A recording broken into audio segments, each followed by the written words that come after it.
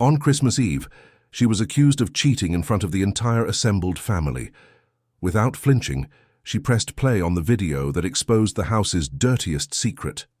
The silence turned to justice, and the belt dropped before the first blow could land.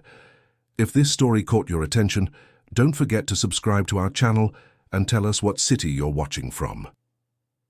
Now, on with the story. Hannah woke up that December morning with the familiar weight on her shoulders.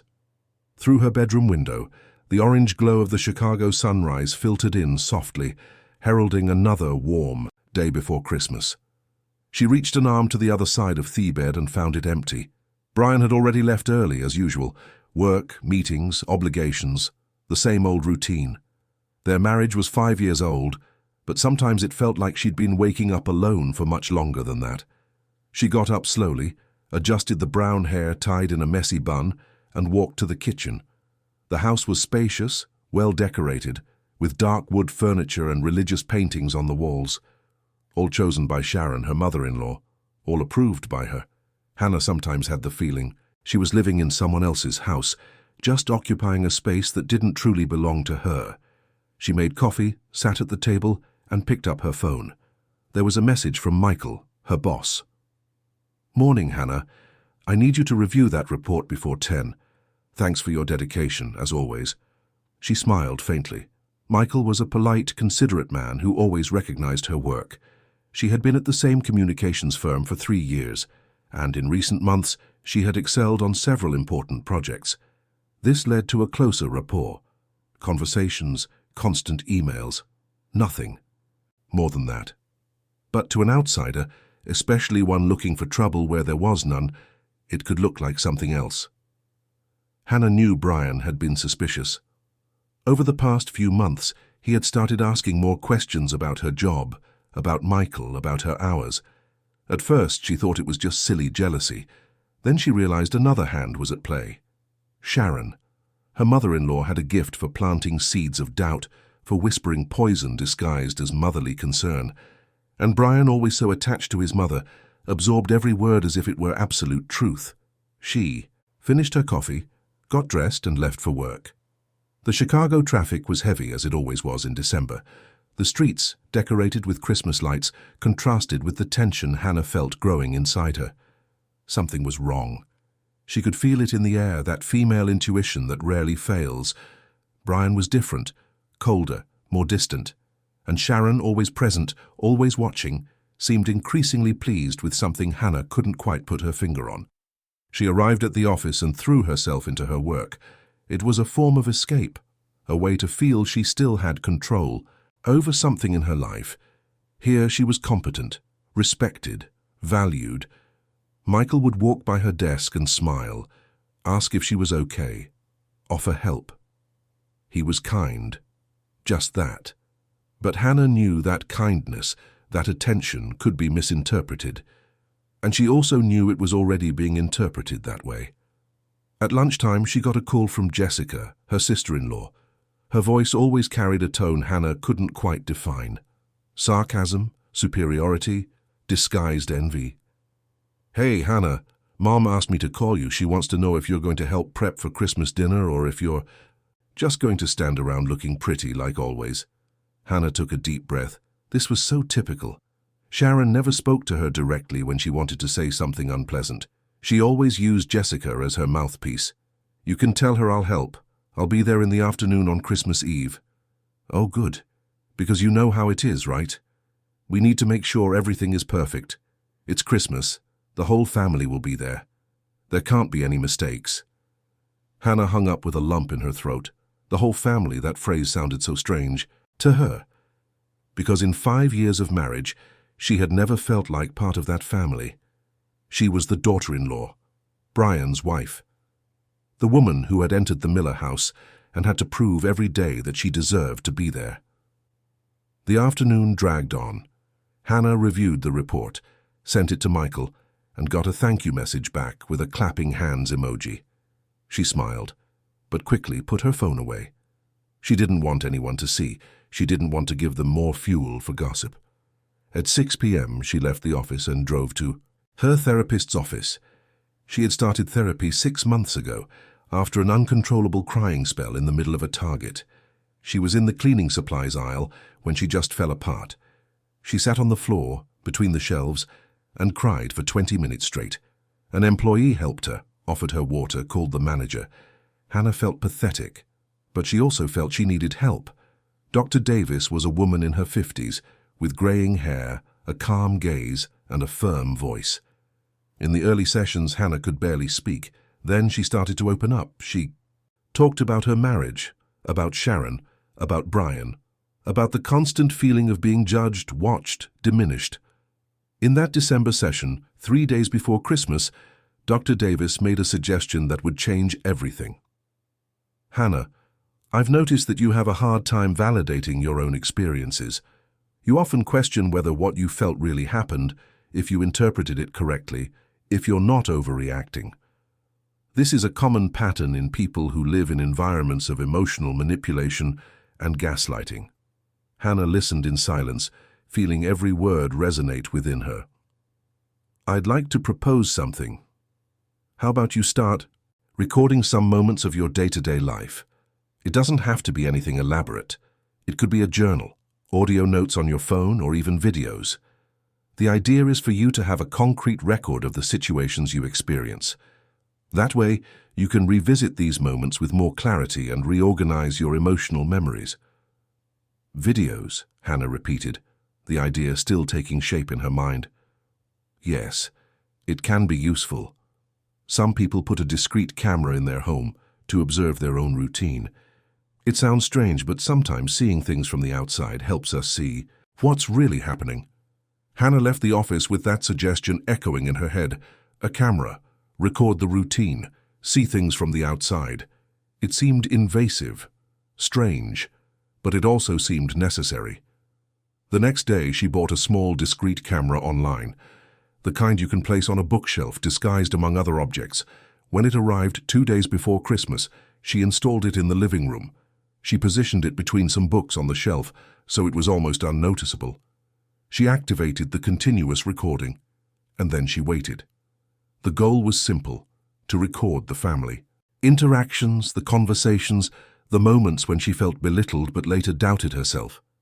She wanted proof for herself that she wasn't crazy, that it wasn't all in her head. For the first 2 days, nothing extraordinary happened. Brian would come home. They'd have dinner, watch TV. Sharon would show up unannounced, as she always did, using the copy of the key she had made for herself without asking permission. She would sit in the living room, talk about the church, about the neighbors, about how Hannah should be more involved in the community's religious activities. "You need to participate more. Hannah, people are commenting that you never show up. It doesn't look good for the family. Brian is the son of a community leader. You understand the responsibility that comes with that, don't you?" Hannah would just nod. She always nodded. But inside, something was changing. She knew that camera was recording everything, and that made her feel a sliver of power she hadn't felt in a long time. On the morning of Christmas Eve, Hannah decided to review the recordings. She sat in her bedroom, her laptop on her lap, and started watching. The first few hours were monotonous, but then in one of the recordings, something made her freeze. It was an afternoon when she was at work. Brian was supposed to be at work too, but according to the timestamp, he was home, and he wasn't alone. The image showed Sharon entering through the front door using her key. So far, nothing new. She always did that. But then, minutes later, someone else appeared. Ryan, Jessica's husband, Sharon's son-in-law. Hannah frowned. What was Ryan doing there? He and Jessica lived on the other side of the city. She kept watching. The conversation between them started casually. Ryan complained about Jessica. Sharon agreed, said her daughter was difficult, always had been. Then the conversation changed tone. It became quieter, more intimate. And then it happened. Hannah couldn't believe what she was seeing. Sharon, the woman everyone in the community respected as a paragon of morality and righteousness, was there, in her own son's living room, engaged in a scene Hannah would have never imagined witnessing. With her own daughter's husband, in the middle of the house, as if it were the most natural thing in the world. She paused the video, took a deep breath, felt her. Heart race. She rewound the recording, watched it again. It wasn't a mistake, it wasn't a misunderstanding. It was real. In the following days of recordings, the scene repeated itself. Not once, not twice. They were frequent meetings, always at the same time. Always when Hannah was at work and Brian was in outside meetings. And in one of the recordings, Hannah saw something that made her chest tighten even more. Will, Jessica, and Ryan's little boy, only 4 years old, appeared wandering through the living room. He was alone, confused, looking around as if searching for someone. No one paid any attention to him. The boy walked out of frame, probably back to his room. Hannah felt a wave of nausea. She saved the videos to a flash drive, made copies, stored them in different places. And then she just sat there, on the edge of the bed, trying to process what she had discovered. On one hand, she felt a deep rage. Sharon, the woman who judged her, who watched her, who made her feel inadequate every single day, was a fraud, a walking lie. On the other hand, Hannah felt an immense sadness for Jessica. Her sister-in-law, with all her flaws and sarcasm, was being betrayed by her husband and her own mother. But there was something more. There was the fact that this discovery, as horrible as it was, could be Hannah's key to freedom. Because she knew that Christmas dinner would be a decisive moment. Brian had mentioned he wanted to talk to her. His tone was serious. Sharon had been walking around with a smirk that Hannah knew all too well. It was the smirk of someone about to deliver the final blow. She knew what was coming. She knew she would be accused. She knew the emails with Michael would be used against her. She knew Sharon had already prepared the ground, planting doubts, creating narratives, twisting a respectful professional relationship into something dirty in Brian's mind. And Hannah also knew that this time she wouldn't stay silent. On the afternoon of Christmas Eve, she got ready with care. She chose a simple, discreet navy blue dress, pinned her hair up in an elegant bun, applied a soft lipstick. She looked at herself in the mirror and saw a different woman. This was no longer the submissive Hannah. This was the Hannah who was about to fight back. She put the flash drive in her purse, checked 3 times to make sure it was there. And then she left the house, driving to Sharon's residence, where the entire family would gather for dinner. The house was large, in an upscale Chicago neighborhood, Lincoln Park. A well-kept garden, an iron gate, a spacious garage. Inside, everything was impeccable. Sharon made sure to keep everything perfect. After all, she was the matriarch, the leader, the woman everyone admired. Hannah parked the car and sat for a few minutes. She took a deep breath, looked at the purse beside her. The flash drive was there. The truth was there. She just needed to have courage. When she walked in, everyone was already there. Brian was talking to Ryan near the grill in the backyard. Jessica was in the kitchen with Sharon preparing the dinner. Will was running through the house with a toy car. Aunts, uncles, cousins, family, friends. Everyone was there. Everyone ready for another Miller family Christmas. Hannah greeted everyone. Sharon barely looked at her, just nodded as if Hannah were a stranger who had just arrived. Jessica made a sarcastic comment about her dress. Brian pulled her aside and said they needed to talk after dinner. His tone was cold, determined. "Is everything okay?" she asked, already knowing it wasn't. "We'll talk later, Hannah, in front of everyone. There are some things that need to be cleared up." She nodded. Her heart sped up, but she was ready. Dinner was served. Turkey, stuffing, mashed potatoes, salads, all prepared with care. Sharon made sure to say grace, as she always did.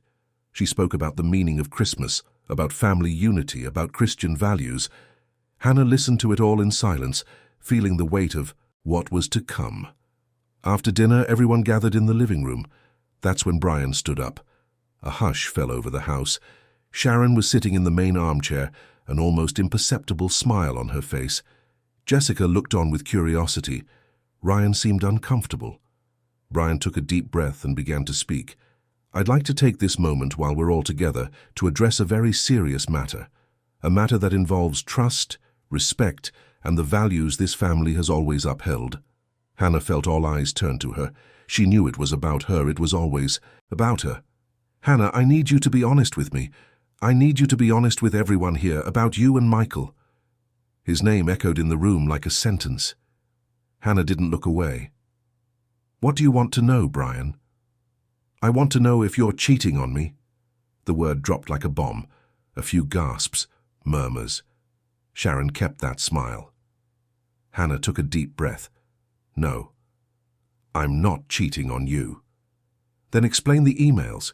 Explain the messages. Explain why you spend more time talking to him than to me." "Because he's my boss, Brian. Because I work with him. Because he respects me and recognizes what I do.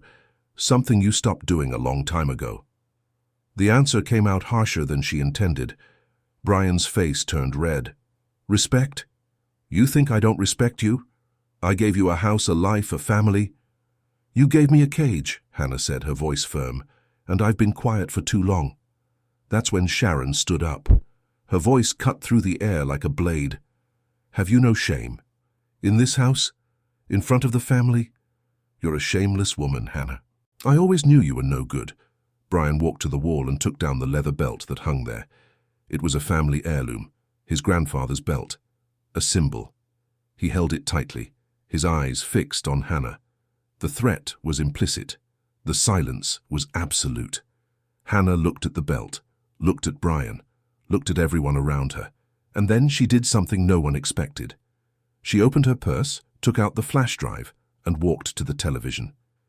"Before anything else," she said, her voice calm, "I'd like everyone to watch something." She inserted the flash drive into the TV's USB port. The screen flickered, and then the images began to appear. The television screen lit up in bluish tones, casting a cold light on the faces of everyone in the room. For a few seconds, there was only the static sound of the video loading. Hannah remained standing next to the set, her hands by her sides, her gaze fixed on Sharon. For the first time in 5 years, she felt in control. There was no more trembling, no more fear, just a deep certainty that this moment had to happen. She observed each person present. Brian still held the belt, his knuckles white from the force of his grip. Sharon was seated in the main armchair, the one she always occupied as if it were a throne. The smile that had previously played at the corner of her lips was now frozen, slowly transforming into something resembling apprehension. Jessica was scrolling on her phone, bored, waiting for this to be over so she could go back to criticizing Hannah in private. Ryan was tense, his body rigid, as if he already sensed that something terrible was about to happen.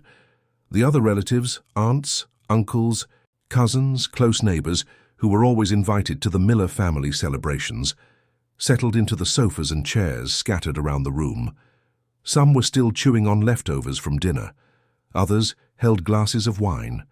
Everyone was waiting for the show, for Hannah's public humiliation, because that's what this moment represented to them. Another opportunity to see the misfit daughter-in-law put in her place. The image began to form. It was the living room of that very house, Brian and Hannah's house. The camera showed the sofa, the coffee table, the bookshelf with the books. The date and time appeared, discreetly in the bottom right corner of the screen. It was a Tuesday 3 weeks ago, 2 in the afternoon. Hannah was at work. Brian was in an off-site meeting. For the first few seconds, nothing happened. Just the empty, silent living room. The ticking of the wall clock was the only sound. Then the door opened. Sharon entered, using the key she had made for herself. She walked with the confidence of someone in their own territory.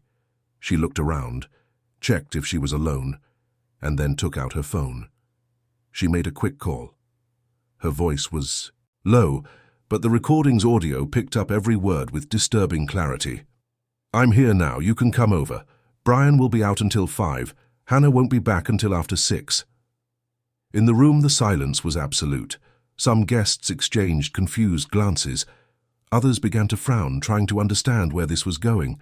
Brian, still holding the belt, furrowed his brow. Jessica, sitting on the sofa, leaned forward, trying to understand.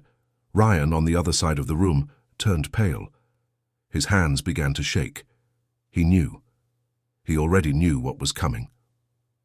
Minutes later, in the recording, the door opened again. Ryan entered. On the screen, he was wearing a blue dress shirt, the same one he was wearing at that very moment in the room. The coincidence did not go unnoticed. A few gazes turned to him. Ryan lowered his head, unable to meet anyone's eyes. An aunt let out a soft gasp. Another murmured something inaudible. The atmosphere in the room quickly shifted from anticipation to discomfort. In the recording, he greeted Sharon with a kiss on the cheek. Nothing out of the ordinary, but then he pulled her in by the waist and she didn't resist. She smiled, the way a woman smiles when she's at ease with someone. The kiss that followed was anything but motherly. It was not casual. It was not a kiss between a mother-in-law and a son-in-law. It was the kiss of two people who knew each other intimately, who did this often, who had a history. Jessica let out a muffled scream. She brought her hands to her mouth, her eyes wide, unable to process what she was seeing. Her body began to tremble. She looked at Ryan, then at her mother, then back at the screen, as if hoping reality would change with each blink, that this was a mistake, a fabrication, a nightmare from which she could wake up. But it wasn't. Tears began to stream down her face, silent at first, then accompanied by increasingly loud sobs. A cousin tried to approach to comfort her, but Jessica pushed her away with a sharp gesture. She didn't want comfort. She wanted to understand. She wanted this not to be true. On the screen, the scene continued. Sharon and Ryan spoke softly, but the audio captured fragments. She said something about her week. He complained about work. Then she asked about Jessica, and Ryan rolled his eyes. He said his wife was being unbearable, that all she did was complain, that she didn't understand him. And Sharon agreed, stroking his face with an intimacy that made several people in the room look away. "I always knew you deserved more attention," Sharon said in the video, her voice laden with something that was not maternal. "Jessica never valued you. She's always been selfish, ever since she was a little girl." Jessica let out a groan of pain, as if her mother's words were knives cutting into her flesh. To hear her own mother speak ill of her, belittle her, justify a betrayal with criticism she had probably been repeating for years, was devastating in a way no ordinary affair could be. Brian dropped the belt on the floor. The sound of it hitting the hardwood echoed through the room like a gunshot. He took a step back, as if he'd been hit by an invisible punch to the gut.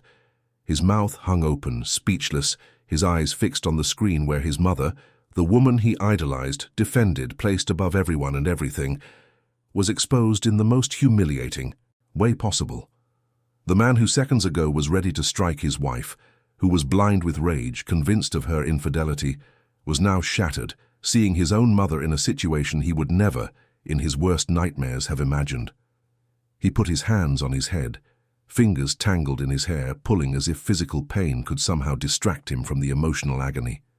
His breathing became ragged, fast, labored. He was a man in panic, watching his entire world crumble in real time, projected in high definition on the living room television, in front of his whole family, on the night that was supposed to be about celebration and unity. Uncle Walter, the uncle who had always advised him, who had been a father figure after his own father died, looked at Brian with a mixture of pity and disappointment. Because Brian wasn't just a victim here.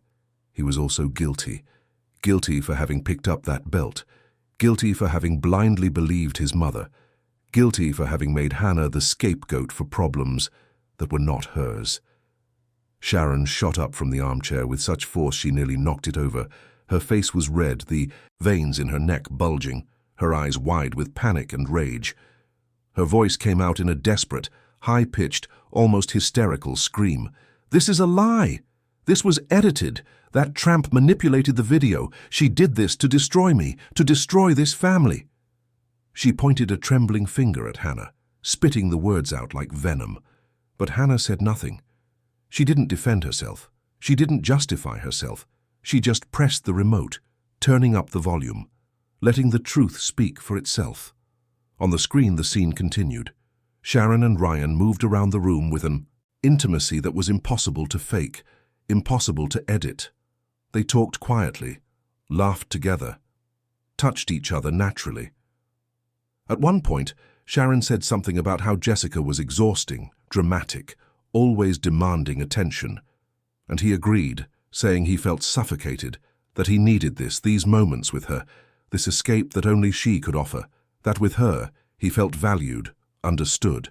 And then Sharon replied, in a voice that mixed affection and complicity. "You've always been more of a son to me than a son-in-law. I've always understood you better than Jessica herself does." The words echoed through the room like a final sentence. Jessica let out a sound that was more like the howl of a wounded animal. It was betrayal in its cruelest form. Not just physical, it was emotional. It was a mother choosing her son-in-law over her daughter.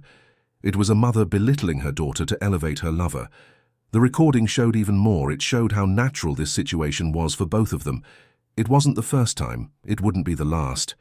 They talked about previous encounters, about how careful they had been, about how Brian and Hannah would never suspect because they were always out at work. The coldness with which they planned it, the way they turned Brian's house into the scene of their affair, was sickening. And then came the part that made Hannah's own chest ache. Will appeared. The 4-year-old boy wandered into the room, dragging a worn-out teddy bear. He was in his pajamas, his hair messy, his eyes puffy from a nap. He stopped in the middle of the room, looked at his grandmother and his father, confused. He called for his dad, his small voice thin and insecure. "Daddy?" Ryan turned, annoyed.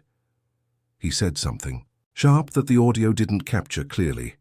Sharon got up quickly, adjusting her clothes, and went to her grandson, not with affection, with haste, with the urgency of someone removing an obstacle.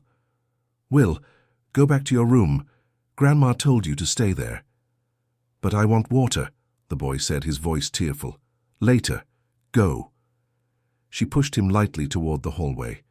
The boy left, alone, dragging his teddy bear, without the water he'd asked for, without the comfort he sought, without understanding why his grandma and his dad were acting so strange. The image of him disappearing from the frame, so small, so lost, was like a punch to the gut for everyone watching. In the room, the silence was deafening. An aunt brought a hand to her mouth, horrified. A cousin murmured, "Oh my God." Jessica completely fell apart. She wasn't just seeing her husband's and mother's betrayal, she was seeing the neglect of her own son.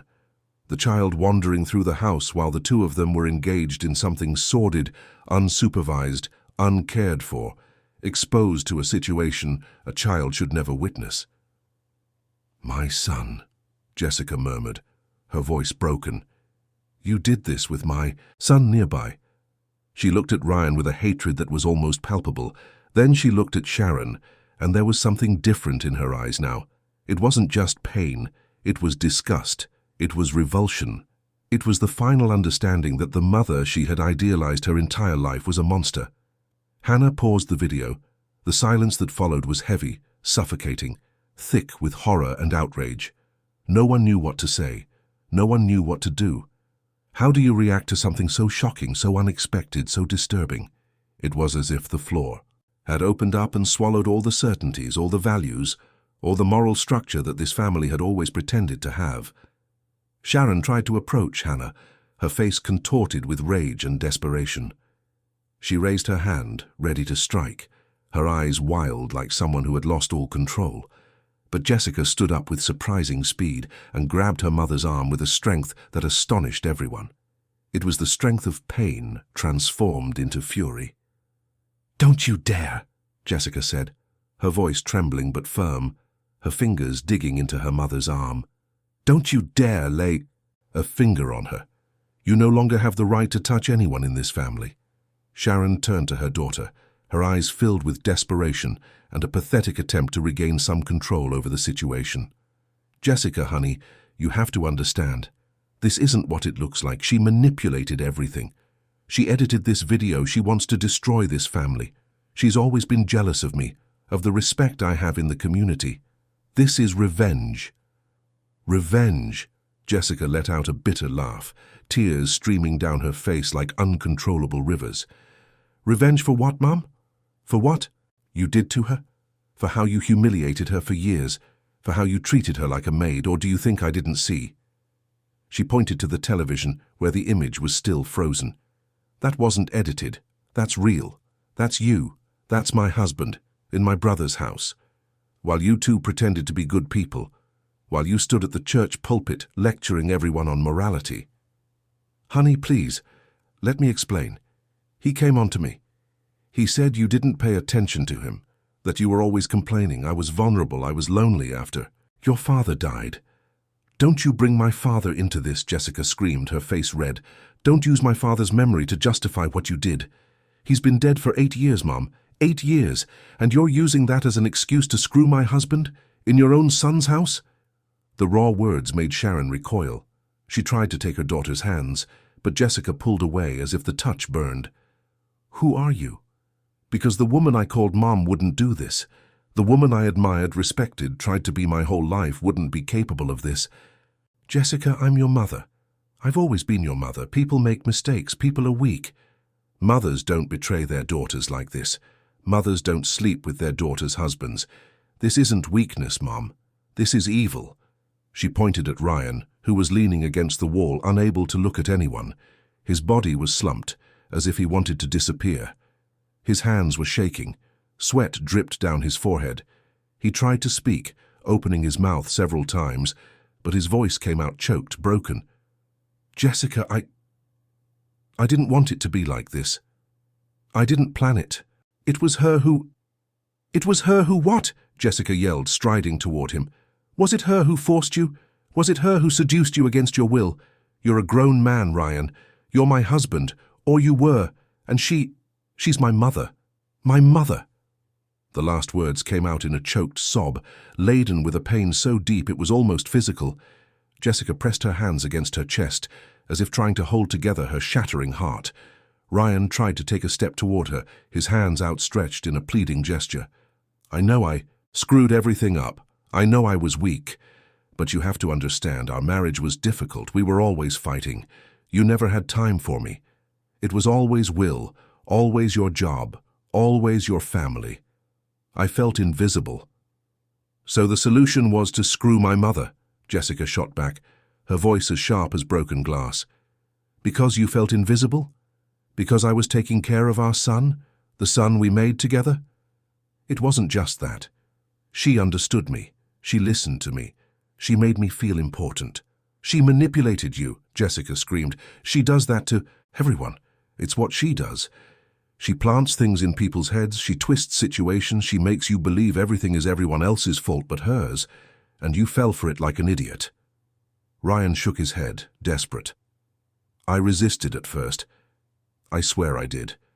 But she insisted, said it was just a moment of comfort, that nobody had to know, that it didn't change anything between you and me. Didn't change anything?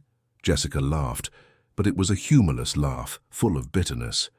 You think this doesn't change anything. You cheated with my mother, Ryan, with my mother, and you did it in my brother's house. You two turned Brian's house into a cheap motel. She turned to Sharon again, her eyes red from crying. And you who always talked about morals, family, respect. You who went to church every Sunday, who led prayer groups, who judged everyone. You're a fraud, a liar, a hypocrite. The last words came out in a choked sob. Jessica turned to Sharon, her eyes red from crying. How could you? How could you do this to me? I'm your daughter. Sharon had no answer. For the first time in her life, the woman who always had a word, always had a justification, always had a way to control the narrative, was silent. Not because she wanted to be, but because there was no possible excuse. Brian was still standing in the same spot, staring at the belt on the floor. He turned to Hannah, and in his eyes there was something new. It wasn't anger, it was shame, humiliation. The realization that he had almost assaulted the wrong woman, that he had almost destroyed the innocent person while the real culprits were so close, so protected by the aura of respectability, the family cultivated. Hannah, he began, his voice weak. I didn't know. I swear I didn't know. She looked at him with an expression that was both sad and distant. You didn't know because you didn't want to know, Brian. You never listened to me. You never defended me. You always chose your mother's side. You always treated me like I was the intruder, the one in the wrong, the one who was no good. But You picked up a belt to hit me, Hannah said, her voice cutting through the air. In front of the whole family, On Christmas? Because your mother convinced you I was the adulterer. Meanwhile, she was doing the very thing she accused me of. An older uncle, sitting in the corner of the room, finally spoke up. Uncle Walter was the brother of Brian's late father, a respected man in the family, of few words but great authority when he spoke. He was a retired carpenter, a man with calloused hands and firm principles. He had helped raise Brian after his father died. He was the father figure who tried to fill the void, and now he looked at all this with a mixture of sadness and contained fury. He had watched everything in silence, his face grave, his eyes welling with disappointment. "This is over," he said, his voice hoarse, tired. "This family is over. There's nothing left to save here." Sharon turned to him, desperate, looking to Uncle Walter for some kind of alliance, some possibility of salvation. "Walter, please, let's talk. Let's handle this internally. This doesn't have to get out. We can come to an agreement. We can—" "Handle it internally," he interrupted, rising slowly, his joints cracking with the movement. "You think this can be solved by talking? You betrayed your own daughter, with her husband in your son's house while pretending to be a woman of God, a community leader. You're nothing but a fraud, Sharon. A disgusting fraud." His words fell on her like stones. Sharon staggered, reaching for the wall for support, but found no comfort anywhere. Everyone around was too shocked, too disgusted, too disappointed to offer any kind of solace. Uncle Walter continued, his voice rising in volume and indignation. "My brother must be turning in his grave. He loved you. He respected you. He raised his children, with you believing you were a woman of character. And look what you've done to his memory. Look what you've done to this family." He looked at Ryan with contempt. "And you. I met you when you asked for Jessica's hand in marriage. You seemed like a good kid, seemed to have character, but you're nothing but a coward who blames a manipulative old woman because you don't have the guts to own up to your own rottenness." Ryan hung his head, unable to respond. There was no possible defense, no justification that could absolve him. Uncle Walter then turned to Hannah. He walked toward her with heavy steps and, to everyone's surprise, did something he rarely did. He apologized. "Hannah, I'm sorry. I'm truly sorry. We failed you. I failed you. I saw how Sharon treated you over the years. I saw it and did nothing. I thought it wasn't my business. That families are like that, they have their fights. But it wasn't a fight. It was abuse, and I should have defended you." Hannah felt a lump in her throat. It was the first time in 5 years that someone from that family acknowledged what she had been through. It was the first time someone had apologized. Ryan tried to approach Jessica, but she recoiled, holding up a hand. "Don't touch me, ever again." "Jessica, let me explain. She started it. She said you didn't value me, that I deserved more attention. It was her who—" "Seduced you," Jessica completed, her voice full of disdain. "Is that what you're going to say? That it's her fault? You're pathetic, Ryan. You and her. A couple of scumbags." She grabbed her purse and called for her son. Will appeared, his eyes wide, frightened by the shouting. Jessica picked him up and walked toward the door. Before leaving, she looked at Hannah. "Thank you," she said, her voice low but sincere. "Thank you for having the courage I never had." And then she left, taking her son and leaving behind a destroyed marriage and a mother-daughter relationship that could never be repaired. Hannah waited for the door to close. Then she looked at Brian. "I want a divorce." The words came out simply, directly. No drama. Just a fact. Brian took a step forward, his hands outstretched, pleading. "Hannah, no, we can talk. We can try again. I'll change. I promise I'll change. You had 5 years to change, Brian, 5 years to listen to me, to defend me, to respect me. And you chose her." Hannah pointed at Sharon. "Every single time you chose her. But it's different now. Now I know the truth." "And you think that's enough?" Hannah asked, her voice tired.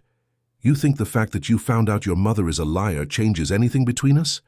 You almost hit me, Brian. You picked up that belt and were ready to strike me because you blindly believed her. There's no coming back from that." He fell to his knees, his hands grabbing hers, his eyes filled with tears that streamed uncontrollably down his face. He was a completely broken man, without pride, without dignity, clinging to the last hope that he could still fix what he had destroyed. "Please don't leave me. I need you. I love you. I always have. I just didn't know how to show it. I was an idiot. I was a coward. But I can change. We can start over. It can be different this time." Hannah gently but firmly pulled her hands away from his. She looked at this man she once thought she could love forever, who once made her smile, who once promised to take care of her, protect her, make her the happiest woman in the world. But all she saw now was weakness, the inability to protect her when she needed it most, the reflection of a sick upbringing, of a toxic family structure that had molded a man incapable of making his own decisions, incapable of seeing beyond the shadow of his manipulative mother. "You don't love me, Brian. You never did. You loved the idea of having a wife, someone to serve your mother, someone to keep up appearances, someone to be obedient and silent. But real love, real respect, a real partnership, you never gave me that." Brian shook his head, desperate, the words coming out in sobs. "That's not true. I love you. I always have. I just couldn't go against my mother. She's all I have left of my father.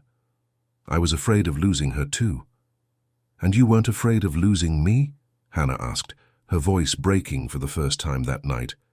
"Weren't you afraid of losing me when you called me a liar? When you let your mother humiliate me in front of others? When you picked up that belt to hit me? Where was your love then, Brian?" He had no answer. He just cried, his hands extended in a useless plea. "I'll change. I promise. I'll cut her off. I'll choose you. I'll always choose you from now on." "From now on?" Hannah repeated, her voice bitter. "After 5 years. After I've been destroyed piece by piece. Now you want to choose me? Because you found out your mother is the monster I always tried to warn you." "She was?" She wiped away a stray tear, took a deep breath and straightened her shoulders. "I don't want to be chosen by default, Brian. I don't want to be the second option after the first one turned out to be rotten. I deserve more than that. I've always deserved more than that." She picked up her purse and walked toward the door.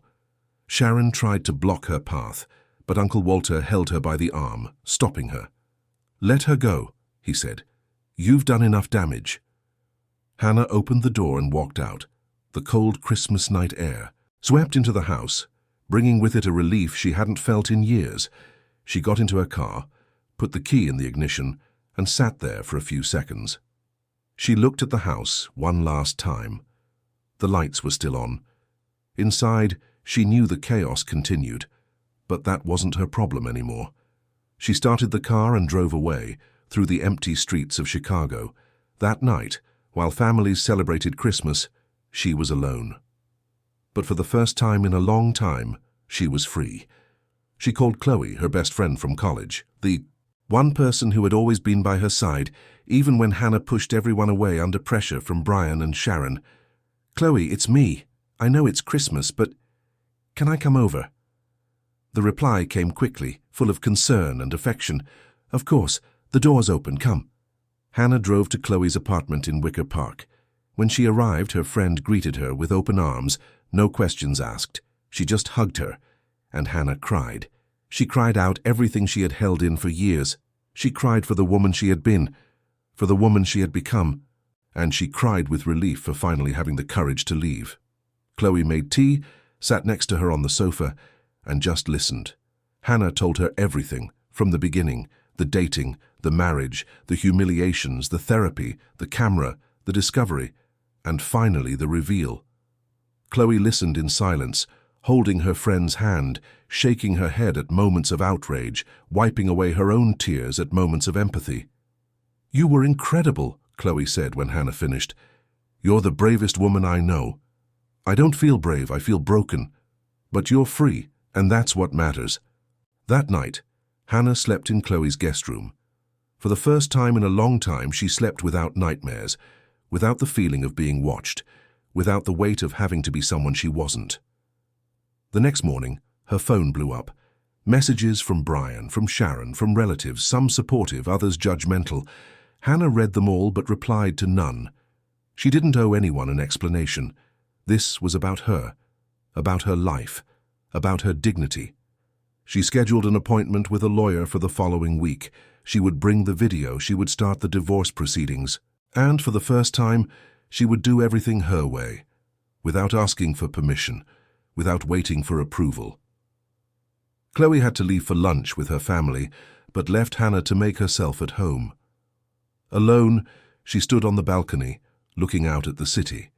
Chicago was sunny despite the December chill. The streets were empty because of the holiday. Everything seemed still, but inside Hannah, something was starting to move. She thought about Jessica. Was her former sister-in-law okay? Had she managed to process everything?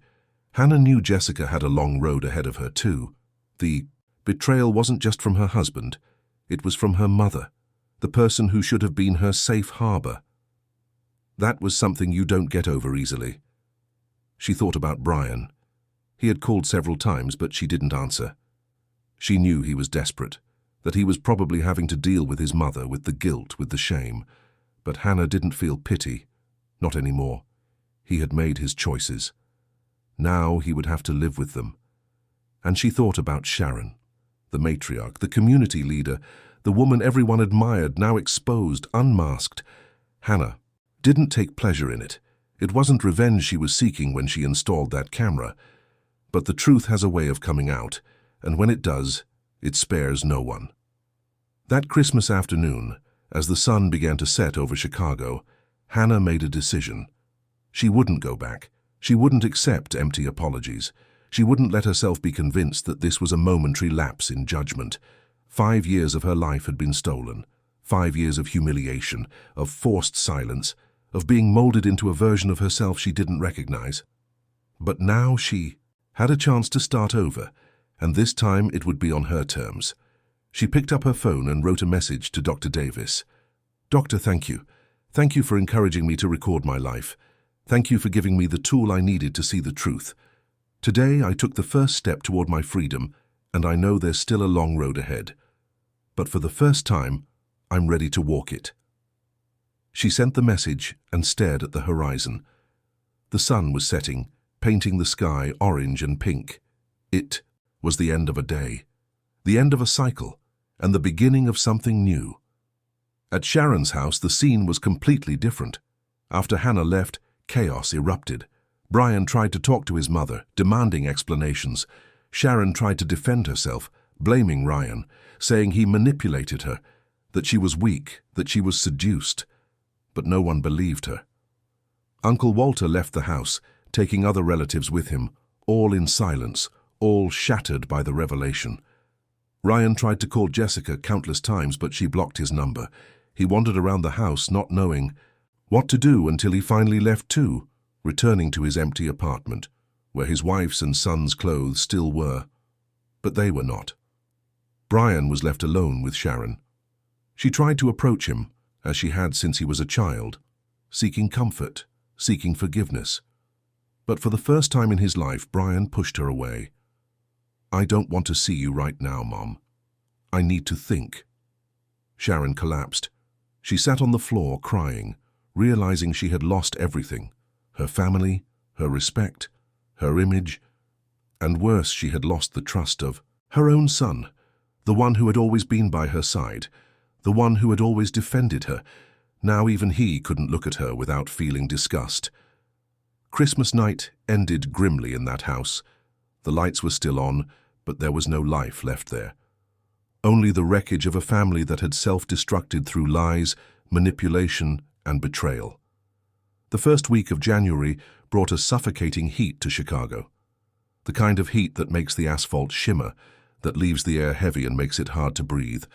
Hannah woke up every day in Chloe's guest room, still processing everything that had happened. Some mornings were harder than others. There were days she woke up and for a few seconds forgot where she was, thinking she would turn over and find Brian beside her, until the memory returned, like a bucket of cold water. Reality would set in again: Christmas dinner, the video, the belt, the escape. Other times, she woke up already knowing, already feeling the weight of having left behind 5 years of her life. Chloe's apartment was small but cozy. It was in Wicker Park, a quiet, tree-lined neighborhood. From the guest room window, Hannah could see a yellow flowering tree that bloomed even in the heat. She would spend hours looking at that tree, thinking about how life goes on, how flowers bloom, how the world keeps spinning, indifferent to human pain. Her phone vibrated constantly in the first few days.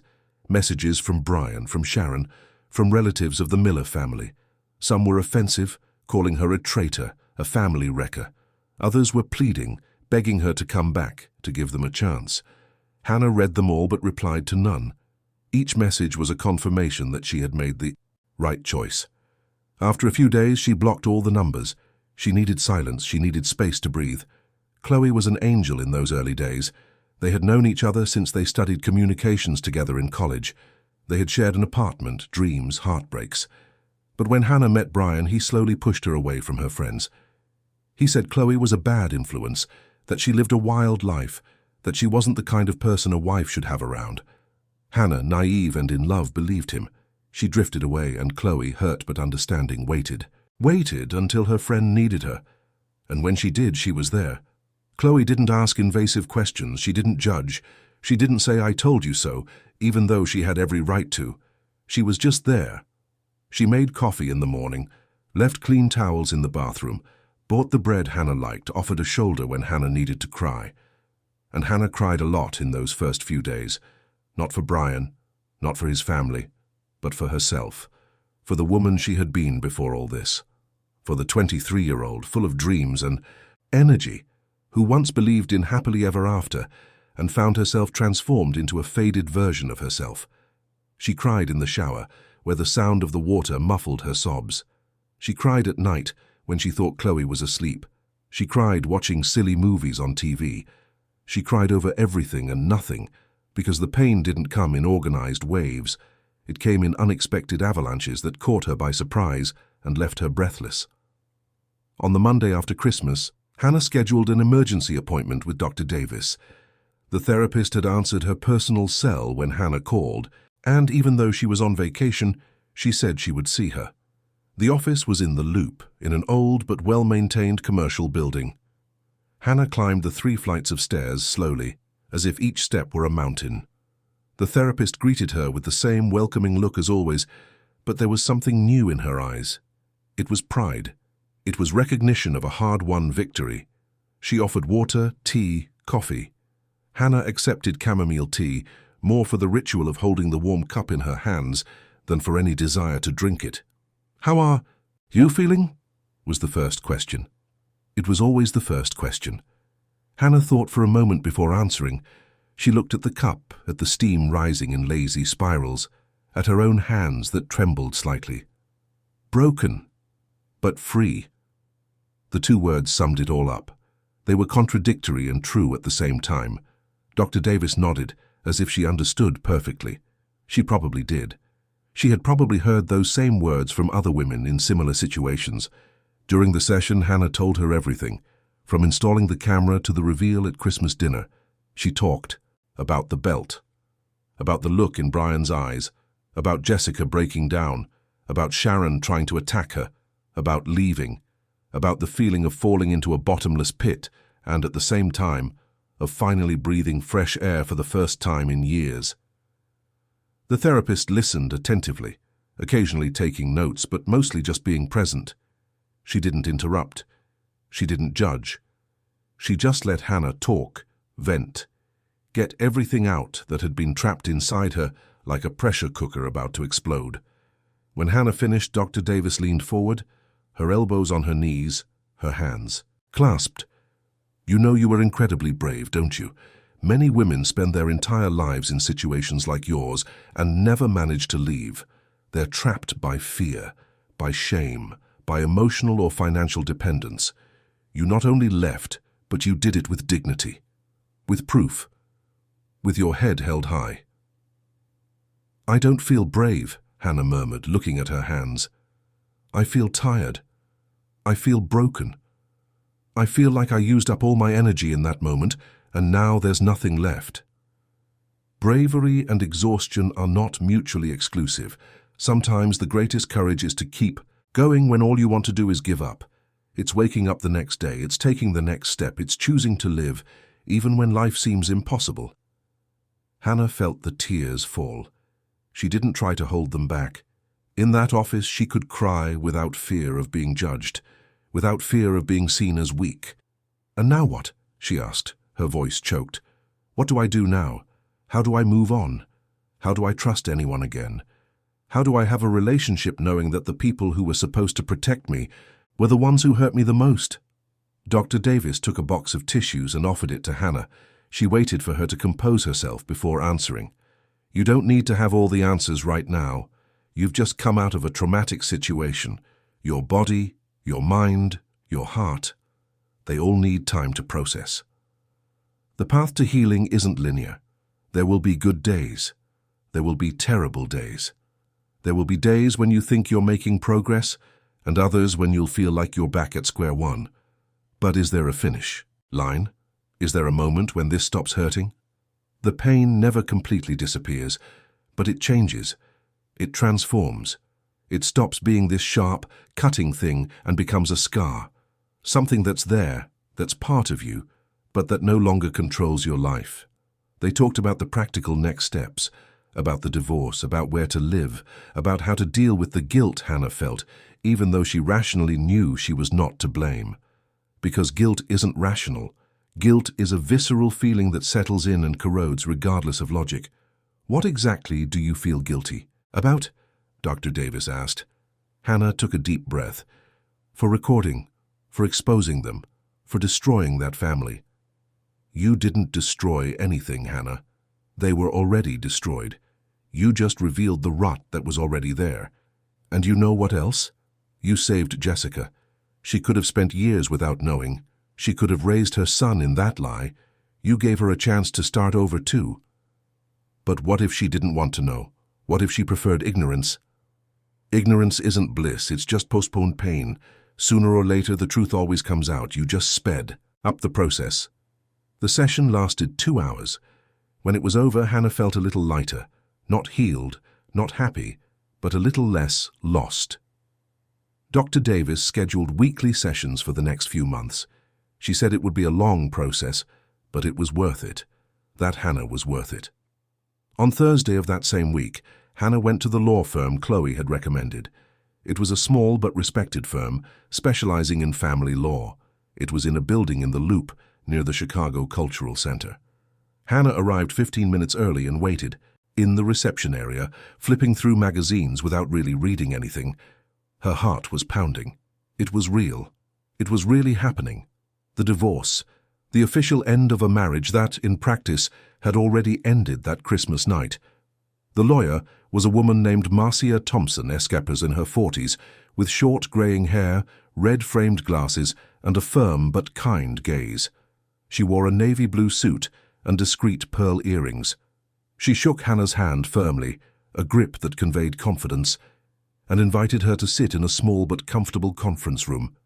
There was a wooden table, upholstered, chairs, a shelf full of law books, and a plant in the corner that added a touch of life to the formal setting.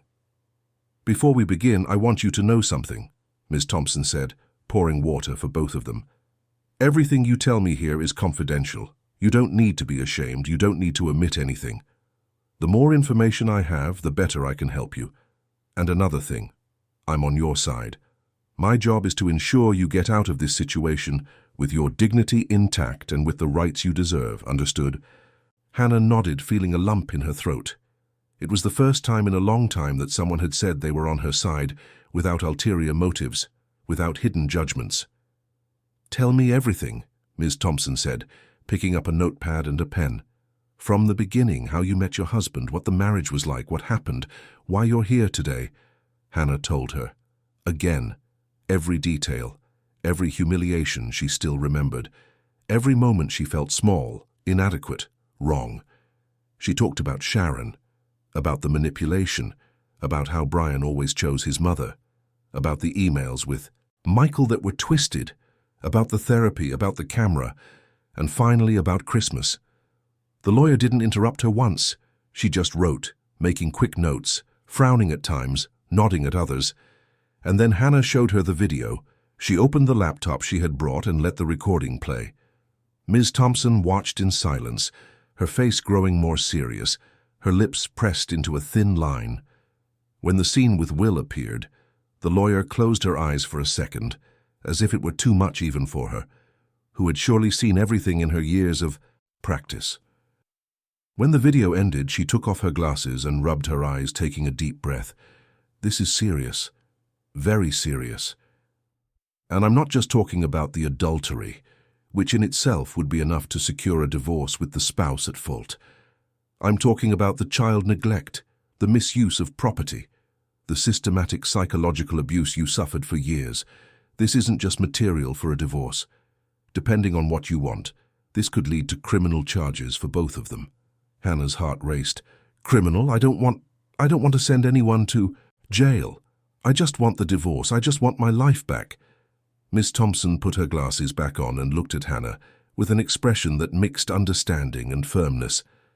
I understand, and we'll focus on the divorce. But I need you to understand something. This video is powerful evidence.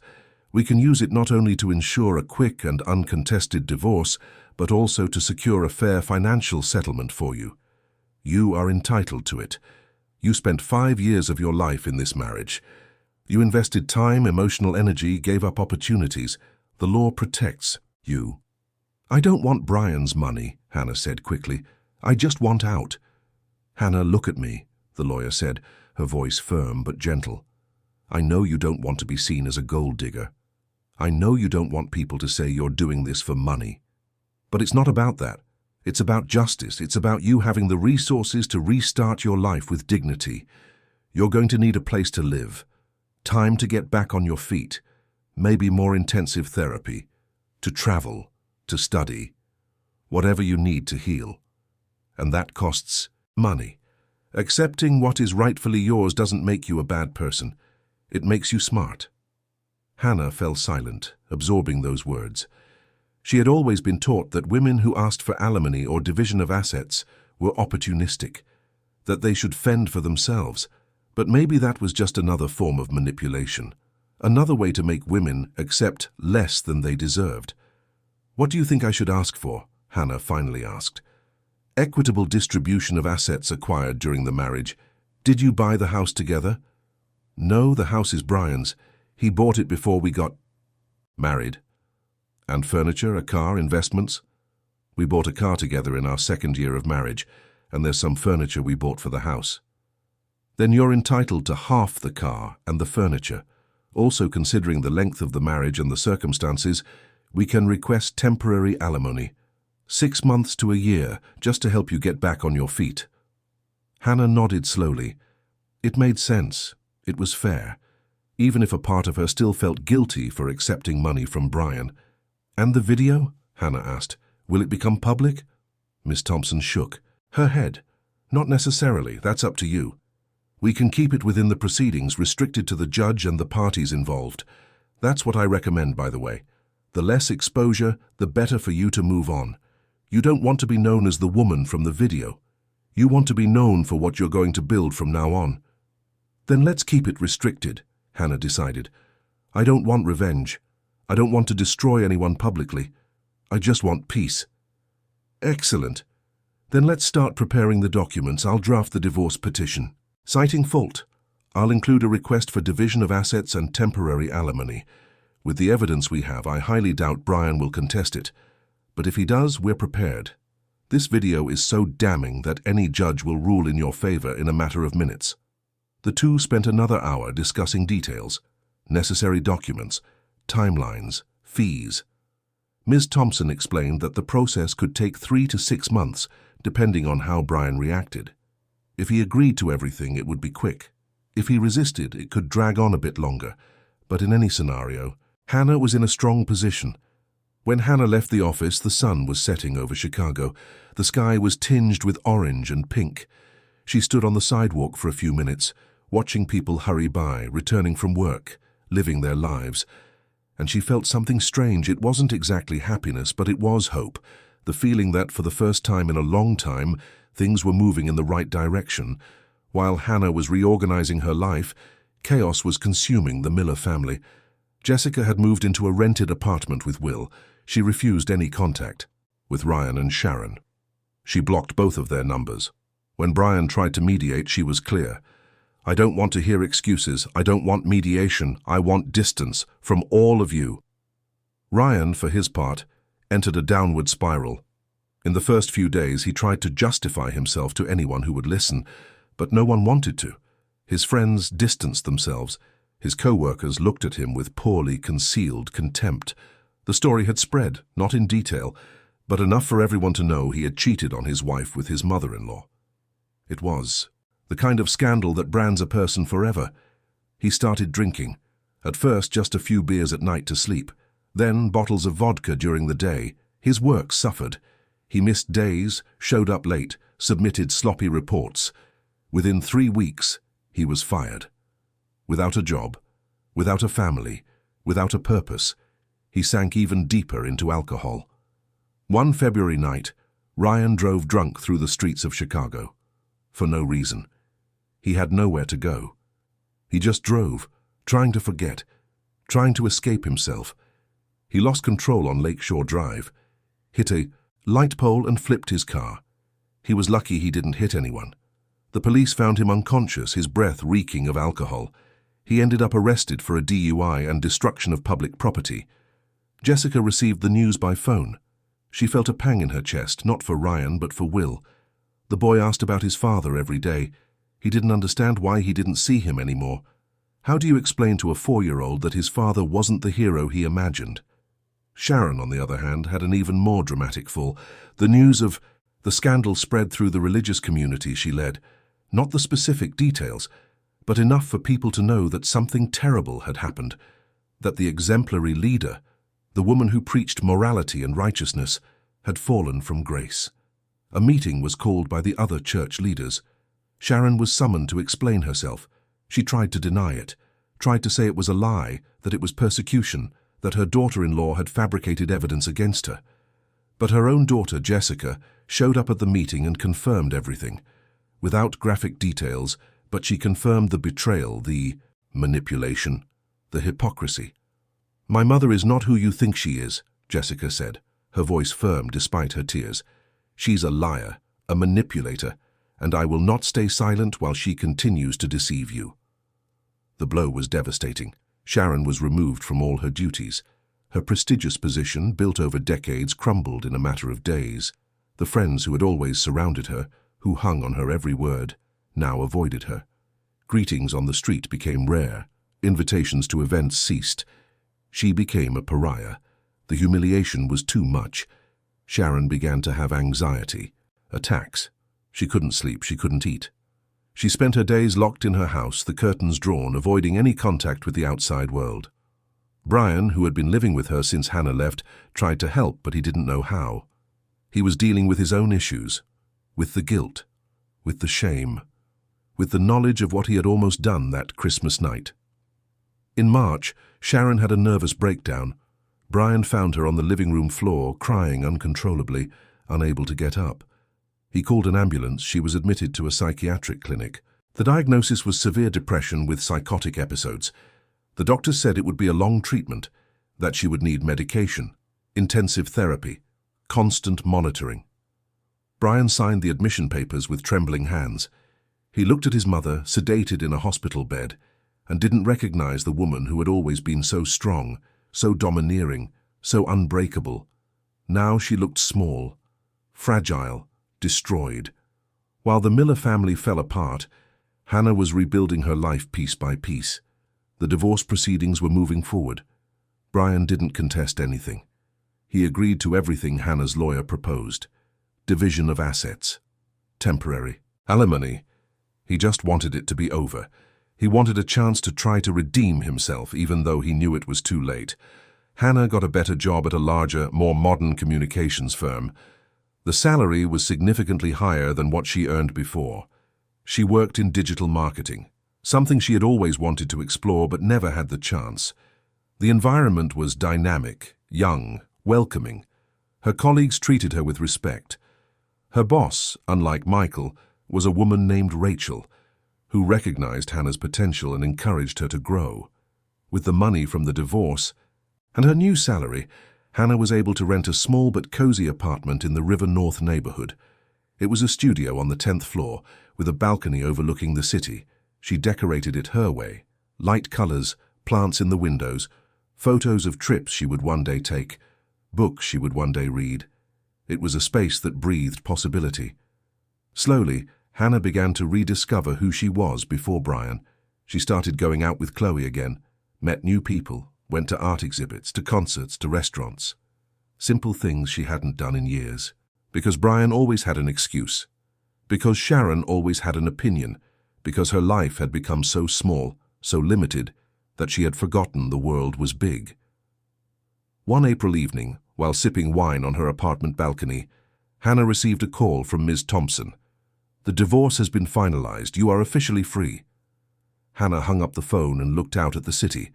The lights of Chicago glittered in the cool autumn night. She expected to feel relief. She expected to feel happiness. But what she felt was something deeper. It was peace. A peace she hadn't known in a very long time. It wasn't the end of the pain. The pain was still there, especially when she thought about the lost years, about the woman she could have been if she hadn't entered that marriage. But it was the end of a chapter and the beginning of another. In May, Hannah did something she hadn't done since she was a teenager. She traveled alone.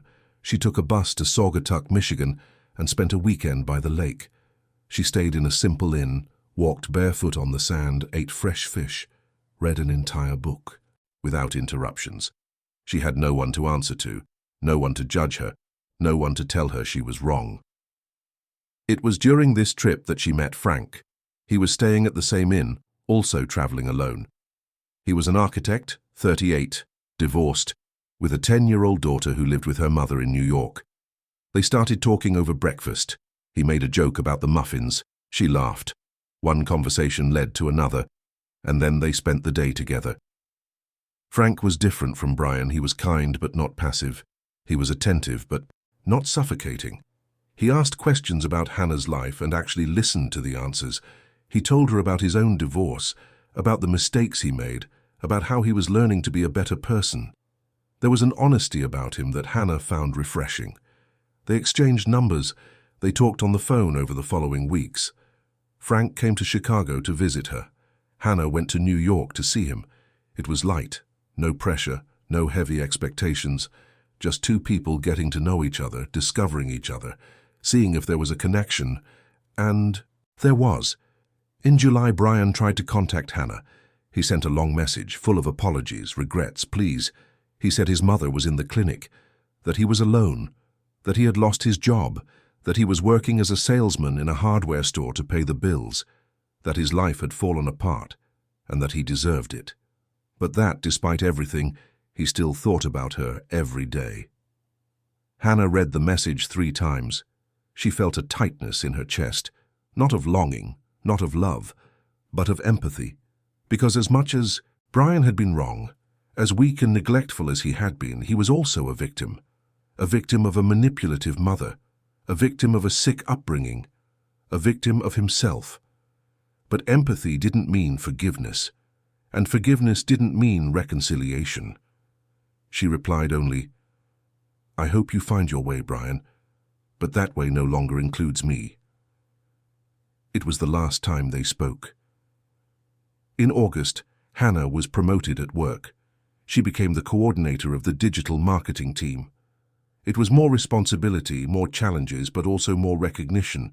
Rachel, her boss, called her into her office and said, "You have incredible potential. Don't ever let anyone convince you otherwise again." Those words echoed in Hannah's mind for days, because that was exactly what she had lost in those 5 years of marriage. The awareness of her own potential, the belief that she was capable, that she deserved more. Slowly, Hannah reconnected with her own family.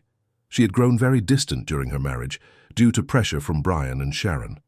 Now, she started visiting her parents again, who lived in Peoria. Her mother cried when she saw her for the first time after the divorce. Not from sadness, from relief. "I knew something was wrong," her mother said, holding her hands. "I felt it, but you wouldn't talk, and I didn't know how to help. I know, Mom. I was lost, but now I've found myself." Her relationship with Frank evolved naturally. He was patient.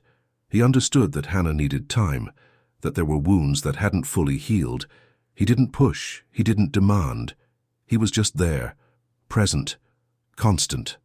In September, almost a year after that fateful Christmas, Hannah was in her apartment when the intercom buzzed. It was Jessica.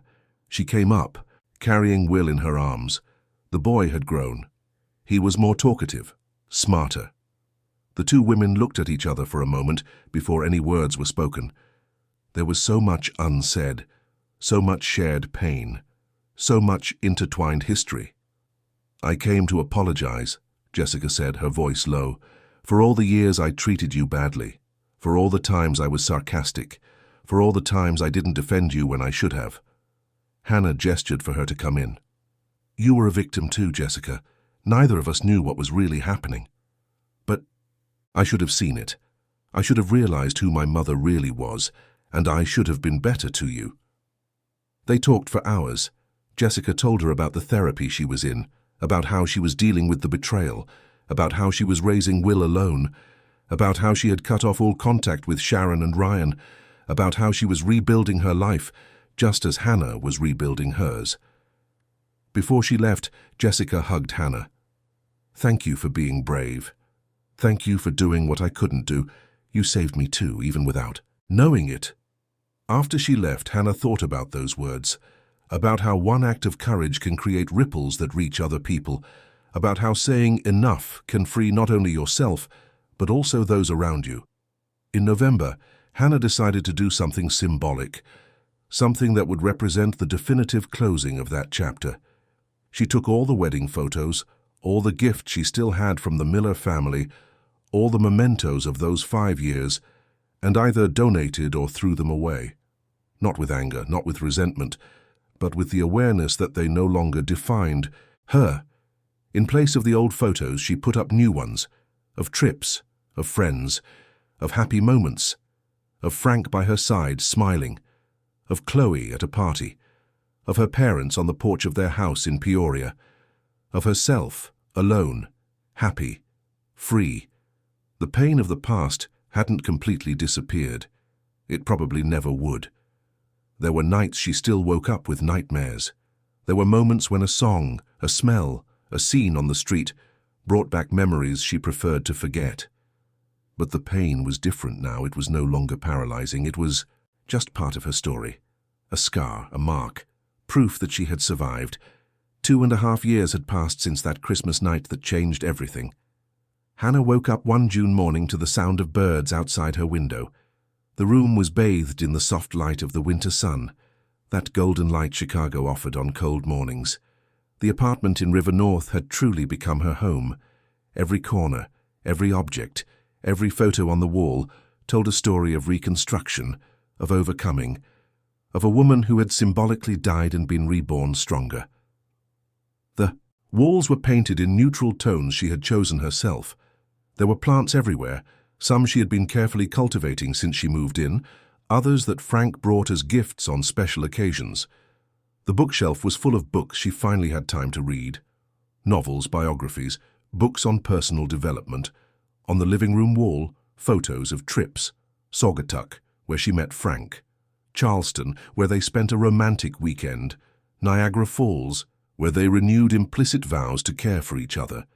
It was a space that breathed life, that breathed her. There were no more objects chosen by other people, no more decor that didn't reflect who she was. Every detail was hers, every choice was hers, and that, as simple as it seemed, was revolutionary for someone who had spent years living in a space that was never truly her own. Frank was in the kitchen making coffee. The smell of fresh bread and brewed coffee filled the apartment, bringing with it a sense of domestic normality that Hannah never imagined she could have again.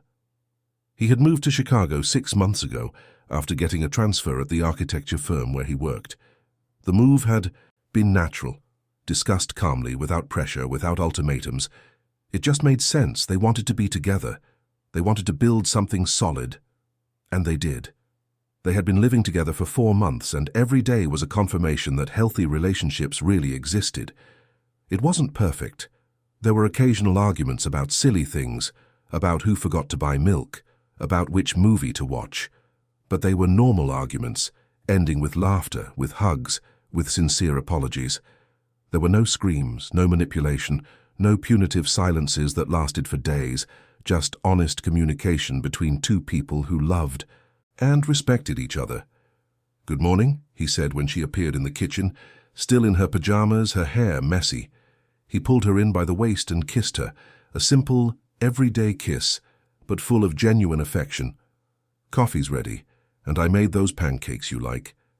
Hannah smiled, those little things, that attention, that care.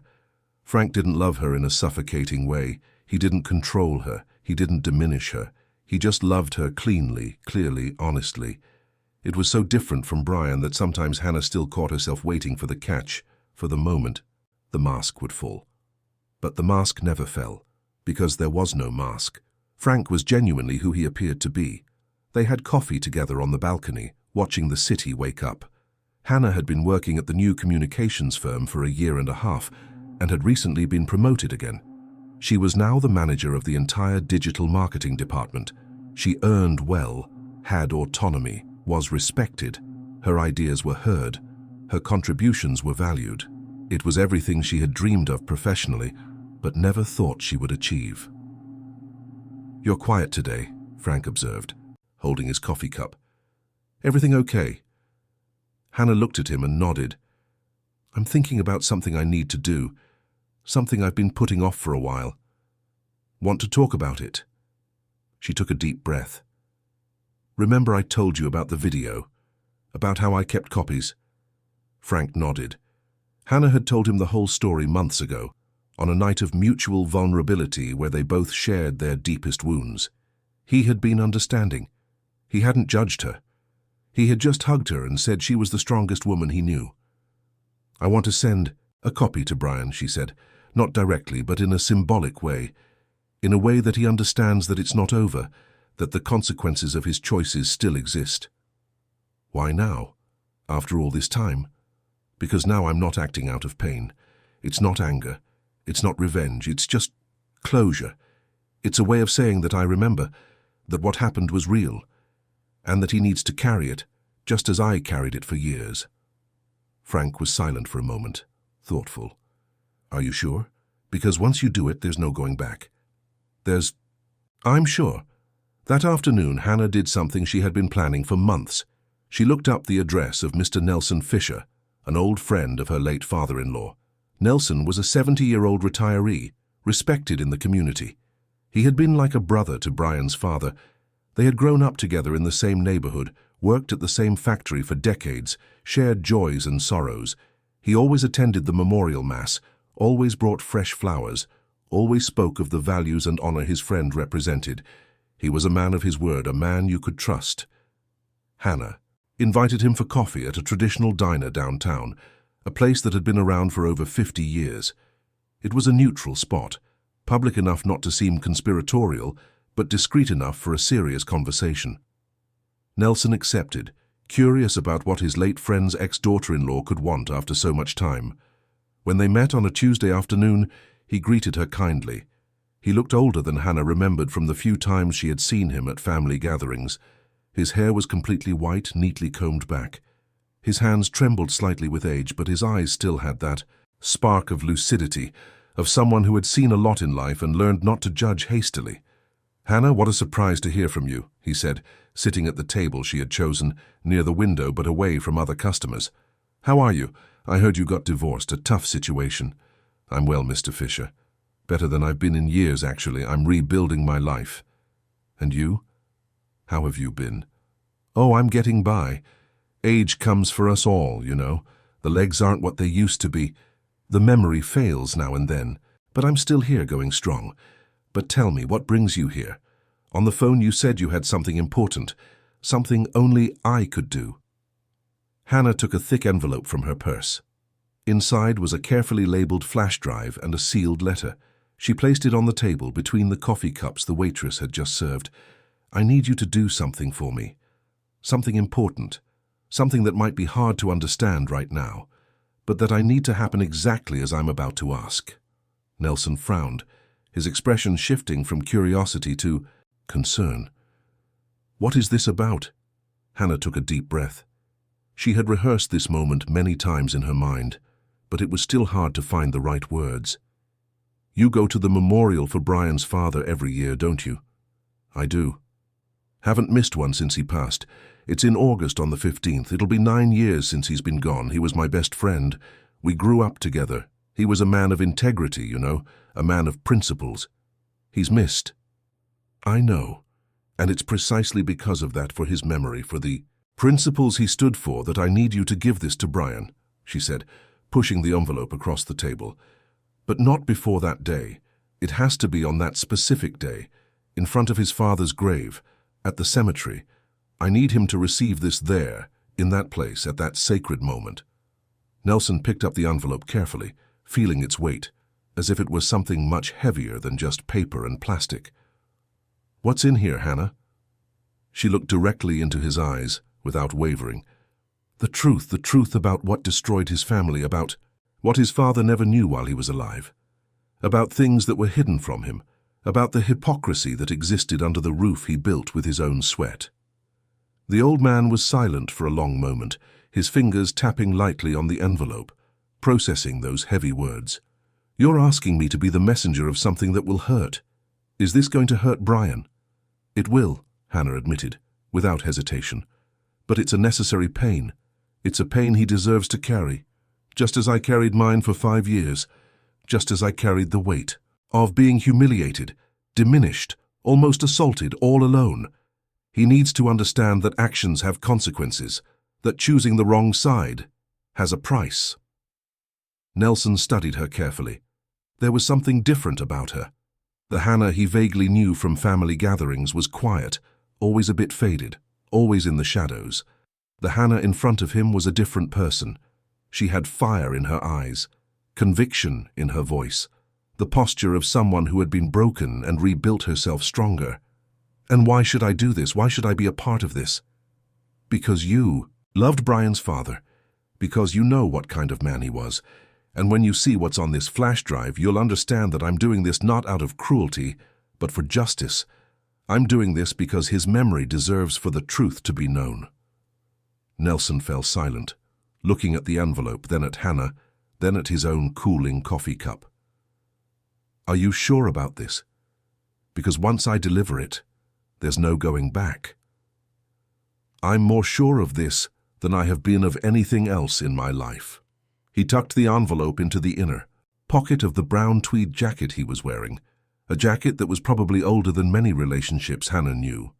He nodded slowly, like a man who had just accepted a mission from which he could no longer turn back. "Then I'll do as you ask, because I trust you wouldn't do this without a reason, because I saw something in your eyes that tells me you went through something terrible, and you're seeking not revenge, but closure, and everyone deserves closure."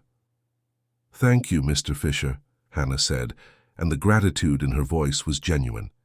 "You have no idea how much this means to me, how long I've carried this, waiting for the right moment, and now it's finally here." They finished their coffee talking about lighter things, about how Chicago had changed, about the weather, about his plans to visit his grandchildren upstate. When they said goodbye at the diner's door, Nelson gave her a brief hug. "Take care of yourself, kid. And whatever is in this envelope, I hope it brings you the peace you deserve." "It already has," Hannah replied with a smile. "Just knowing it will be delivered, it already has." The following months were peaceful for Hannah. She and Frank traveled together. They visited historic towns in South Carolina, spent a weekend in Mexico City, went to the beach in Florida. Each trip was a new, good memory built on top of the bad memories of the past. In July, Hannah discovered she was pregnant. The news came as a shock, but a good one. She and Frank weren't actively trying, but they weren't preventing it either. And when the test showed those 2 lines, Hannah felt something she didn't expect to feel. Pure joy, not mixed with fear, not tainted by anxiety. Just joy. Frank cried when she told him.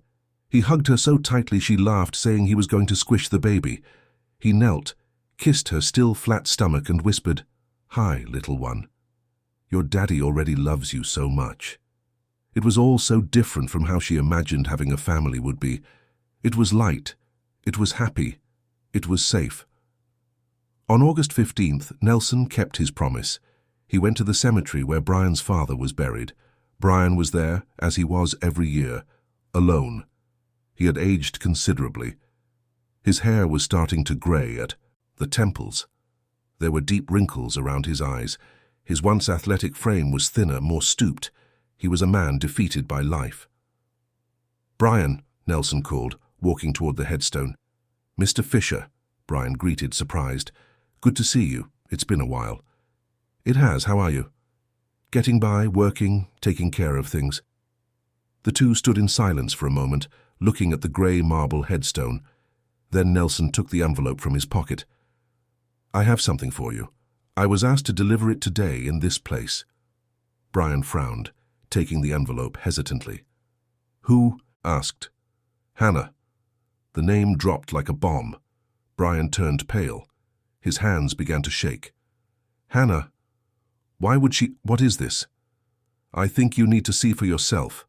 I'll leave you to it. My condolences. Your father was a great man. I hope you honor his memory." Nelson walked away, leaving Brian alone with the envelope. With trembling hands, he opened it. Inside was a flash drive and a handwritten letter.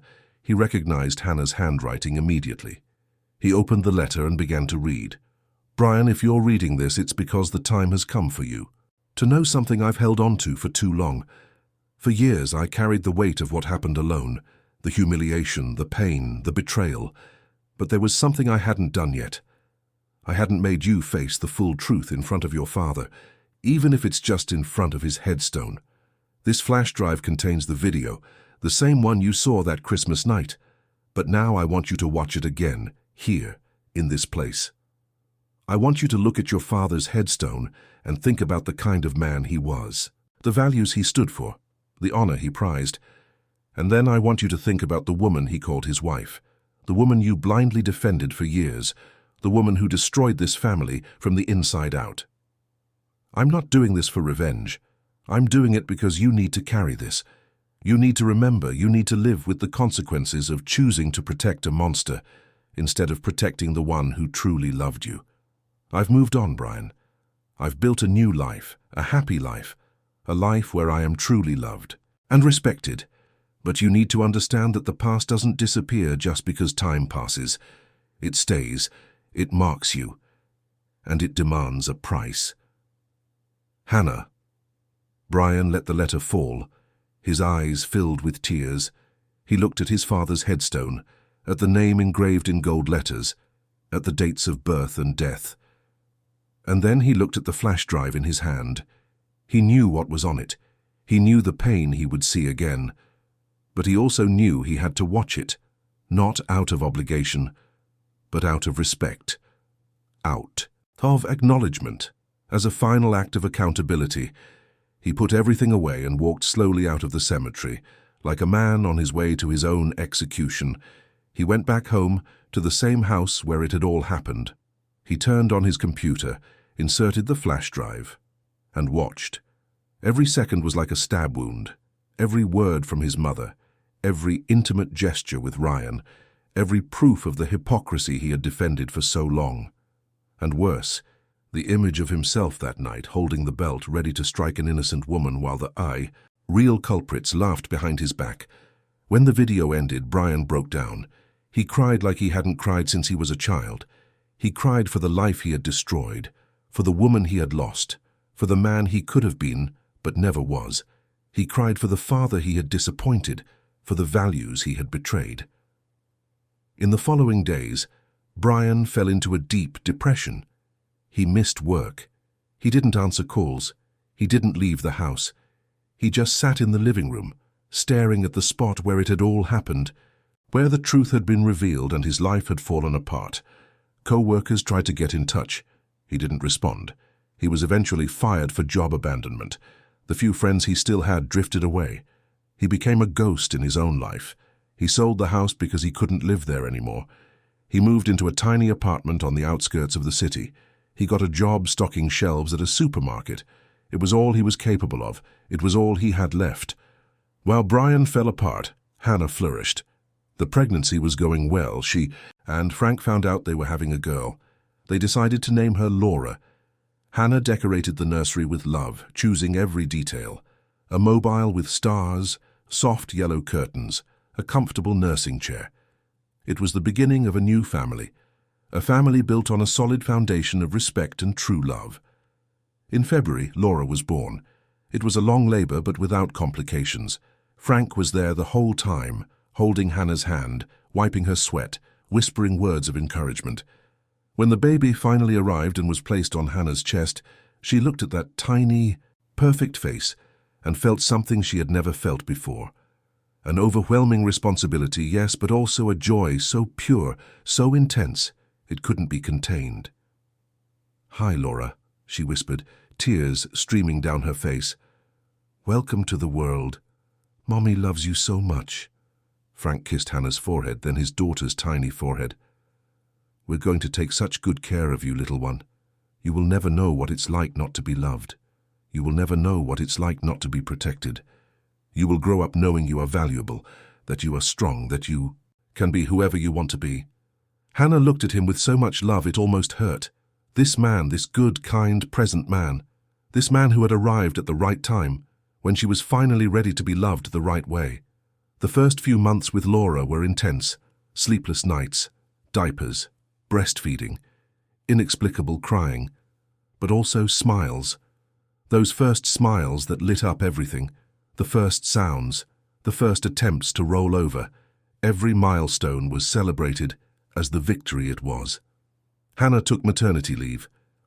When she returned to work, she went part-time for a few months. The company was understanding. Rachel, her boss, was also a mother and understood the challenge of balancing a career and motherhood. They set up a schedule where Hannah worked from home some days and went to the office on others. Frank adjusted his routine too. They took turns, they worked as a team. It was tiring, but it was good. It was real. It was on a Saturday afternoon, when Laura was 8 months old, that the reunion happened. Hannah was at the grocery store. Laura was in the cart trying to grab everything she saw, drooling on the cracker she held in her chubby little hands. Frank was beside them, pushing the cart, making faces at the baby, who giggled with that delightful laugh of a happy child. Hannah was comparing coffee prices when she heard a voice she hadn't heard in almost 4 years. "Excuse me, just need to grab something here." She turned, and there was Brian, wearing a green supermarket uniform, a name tag, holding a box of products to restock the shelf. He froze when he saw her. His eyes widened. The box nearly fell from his hands. "Hannah!" The name came, out like a whisper, like a prayer, like a lament. She looked at him, really looked at him. She saw the wrinkles, the graying hair, the stooped posture, the hands calloused from manual labor, the eyes that once had some light and were now just empty. He was a completely different man. He was a broken man, a man who had paid the price for his choices. For a moment, neither of them said anything. The world continued around them. Other shoppers passed by. The ambient noise of the supermarket, the generic music playing over the speakers, Laura babbling something, incomprehensible. "Are you okay?" Brian finally asked, his voice hoarse. "I am," Hannah replied. And it was true. She was okay. She was more than okay. She was happy. His gaze shifted to Frank, who had moved closer and placed a protective hand on Hannah's back. Then it went to Laura, who was looking at Brian with the innocent curiosity of a child. "Your daughter?" he asked, and there was so much pain in his voice that Hannah almost felt sorry for him. Almost. "Yes, Laura." "She's beautiful," he said, and a tear ran down his face. "You deserve it. You always deserved to be happy." Hannah could have said many things. She could have agreed. She could have rubbed it in his face how much better her life was. She could have been cruel, just as he and his family had been cruel to her. But she wasn't. Because she wasn't that woman. She never was. And what he saw before him now, this radiant, happy, complete version of her, said more than any words ever could. She just smiled, a light, calm, peaceful smile. "Thank you, Brian. I hope you find your way too." And then she turned away. Frank picked up the coffee she had chosen and put it in the cart. The three of them continued down the aisle, Hannah holding Frank's hand, Laura babbling happily, completely oblivious to the weight of that encounter. Brian stood there, holding the box, watching them walk away, watching the life he could have had if he had made different choices, if he had been a different man, if he had loved the right way. When they were out of sight, he finally moved. He put the box on the floor, leaned against the shelf, and let the tears fall. Freely, not of anger, not of self-pity, but of acceptance, of the final understanding that some things once broken cannot be fixed, some opportunities once lost never come back. That night, Hannah was on her apartment balcony. Laura was asleep in the next room. Frank was reading a book on the sofa. The city of Chicago glittered below, thousands of lights marking lives that were moving forward. She thought about the encounter, about Brian, about everything that had happened, and she realized something important. She no longer felt anger, she no longer felt pain. What she felt was peace. A deep, unshakable peace. The kind of peace that comes when you survive the worst and discover you are stronger than you ever imagined. The past was there. It always would be. The scars remained, but they didn't hurt anymore. They were just marks. Proof of battles won. Proof that she had walked through fire and come out the other side not as ash, but as purified gold.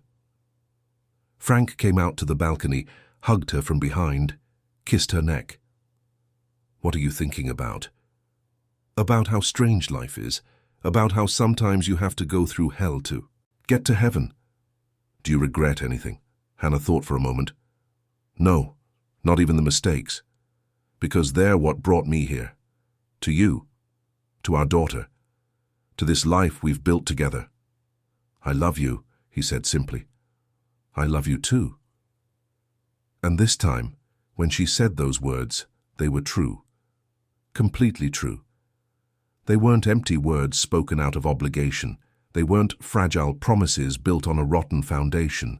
They were solid, real words, backed by actions, by respect, by a true partnership.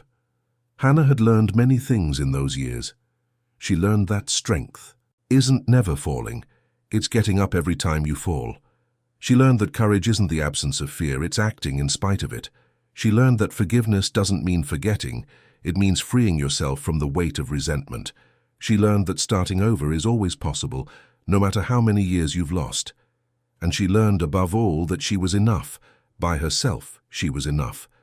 That her worth didn't depend on being loved by someone, that she was valuable simply for existing, for being who she was, for having survived, for having chosen to keep going.